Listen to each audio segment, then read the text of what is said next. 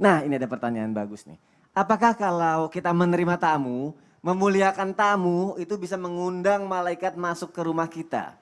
Dan apakah malaikat yang masuk ke rumah kita itu menandakan rumah kita itu didatangkan rezeki untuk pemiliknya? Nah, benar nggak seperti itu?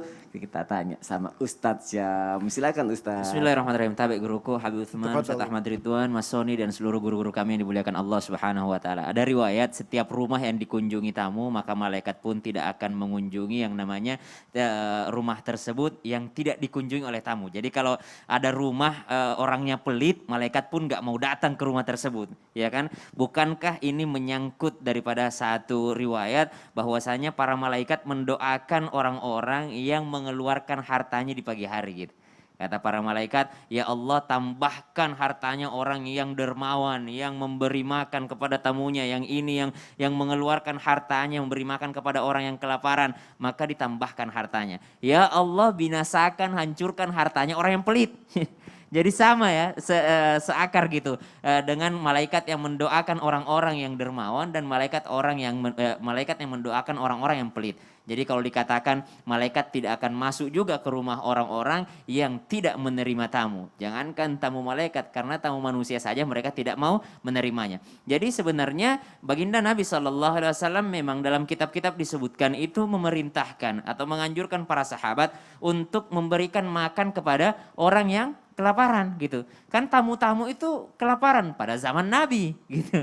Kalau zaman sekarang biasanya tamu itu mampir dulu di warung baru ke rumah kita. Ya. Kalau zaman dahulu tidak ada warung gitu. Dia mau makan di mana? Pasti kalau zaman dahulu zaman Nabi SAW sudah dipastikan tamu yang datang pasti lapar. Maka anjurannya adalah memberikan makan, menyuguhkan roti gitu ya, memberikan minuman kepadanya. Sampai tamunya kenyang, maka diampunkan dosa-dosanya. Diampunkan dosa-dosanya apa? Ini riwayat yang dari hadis riwayat At-Tabrani mengatakan bahwasanya dijauhkan dari neraka sejauh 7 khandak. Khandak itu lobang ya, lobang besar ya biasanya ada di peperangan.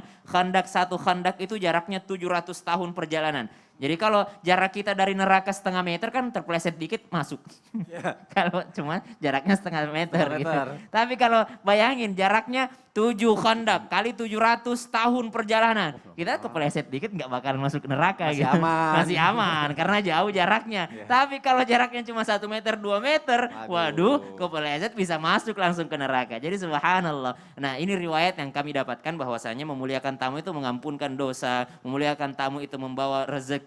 Malaikat mendoakan karena kita memberikan makan kepada orang yang kelaparan. Mengambil daripada riwayat tersebut, maka disebutkan bahwasanya malaikat pun mendoakan orang-orang yang senantiasa memberikan makan kepada orang yang sedang kelaparan. Wabil khusus yang dimaksud kelaparan di sini siapa? Orang-orang yang sedang dalam perjalanan, yakni tamu-tamu kita. Tapi kalau ada tamu yang datang misalnya dalam keadaan berpuasa, atau misalnya mereka sudah mampir makan gitu ya. Atau misalnya mereka mungkin tidak makan makanan kita. Contoh tamunya dari Arab nih.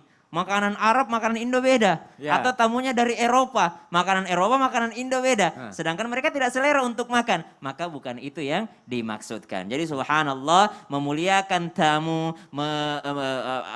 Menerima tamu sama saja dengan menerima doa-doa para malaikat. Doa malaikat mengatakan bahwasanya berkahi rezekinya orang-orang yang senang berbagi, orang-orang yang dermawan, orang-orang yang tidak pelit. Dan juga hancurkan orang-orang yang pelit, orang-orang yang tidak mau memberi makan, orang-orang yang tidak mau membagikan rezekinya. Jadi subhanallah cukup untuk mengaminkan doa daripada para malaikat, berikan makanan terbaikmu, berikan yang namanya penghormatan terbaikmu kepada orang-orang yang sedang membutuhkan. Jamaah dimuliakan Allah Subhanahu wa taala serta guru-guru kami yang dimuliakan Allah Subhanahu wa taala. Berbicara tentang para malaikat yang mendampingi manusia. Malaikat itu kan banyak ya, tidak terhitung daripada jumlahnya. Dan tidak terhitung juga riwayat-riwayat yang menyebutkan orang-orang yang didampingi para malaikat gitu. Jadi kalau misalnya orang keluar rumah berapa puluh ribu malaikat yang mendampinginya. Ketika orang membaca bismillahirrahmanirrahim tawakkaltu 'alallahi wala haula wala quwata illa billah, itu malaikat penjaganya sudah banyak.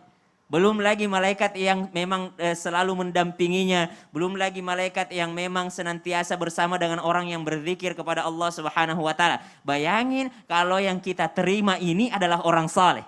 Bayangin kalau yang menjadi tamu kita ini adalah alim ulama. Atau bayangin kalau yang kita terima ini adalah walinya Allah. Kalau yang datang kepada kita adalah wali Allah, itu sudah dipastikan mereka datang bersama para malaikat. Bagaimana kita bisa tahu dia adalah walinya Allah? Tidak akan pernah kita bisa tahu. Yang tahu dia wali Allah hanya sesama wali gitu. Jadi bukakan pintu kita untuk siapapun itu, siapapun yang hendak bertamu atau siapapun yang hendak menerima pertolongan kita, bukakan pintu rumah kita selebar-lebarnya. Wallahu a'lam bishawab. Masya Allah Ustadz Syam, terima kasih untuk penjelasannya. Sama-sama Mas Soni. Clear sekali dan mungkin jamaah yang ada di rumah juga alhamdulillah akhirnya bisa lebih paham lagi. Terima kasih Ustadz Syam, udah diluruskan. Bahaya soalnya fatal. Iya benar, hampir aja aku Hampir belok aja. sedikit. Iya.